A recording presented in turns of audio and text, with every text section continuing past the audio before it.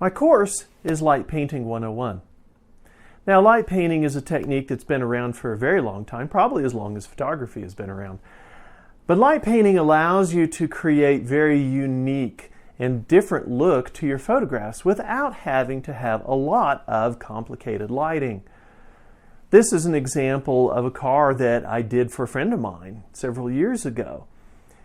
Now, to light a car in this fashion probably would have taken about 10 lights. I did it with one because I light painted it. This is a building that I did, and yes, I light painted this whole building. Every column, it was complicated, but you could do that with one light source.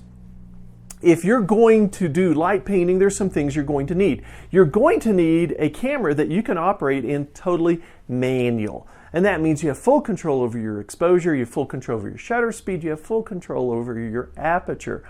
Secondly, you're going to need a tripod. Good, sturdy, heavy tripod. That will be good.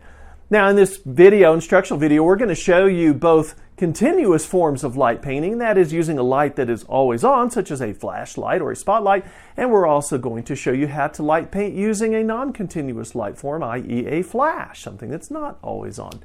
Technique's a little bit different between the two.